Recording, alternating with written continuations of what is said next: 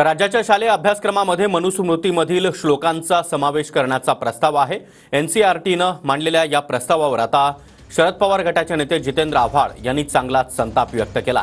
आव्हाड बुधवारी महाडमध्ये मनुस्मृती ग्रंथाची होळी करणार आहेत। सत्ताधारी पुन्हा एकदा मागच्या दारानं मनुस्मृती आणत आहेत असा आरोप देखील आव्हाड यांनी केला। सत्ताधारी परत एकदा मागच्या दाराने त्यांच्या मनात असलेली गोष्ट पूर्ण करू इच्छित आहेत। आमचं संविधान म्हणजेच मनुस्मृती असं म्हणणारे जेव्हा सत्तेत येतात तेव्हा काय घडतं याचं उदाहरण म्हणजे पाठ्यपुस्तकांच्या यादीत पुस्तकात आता मनुस्मृतीचा समावेश होत आहे। ज्या मनुस्मृतीने ह्या भारताचं वाटोळं केलं, समाजामध्ये दुही माजवली, समाजामध्ये चातुर्वर्ण्याचा निर्माण केला, जातीभेद निर्माण झाला, स्त्रियांना तर सर्वात घाणेरडी वागणूक देण्याची पद्धती या मनुस्मृतीने जन्माला घातली।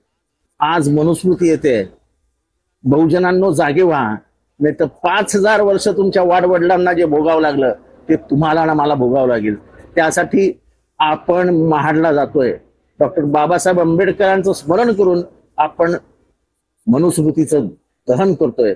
संविधानासाठी देऊ बलिदान।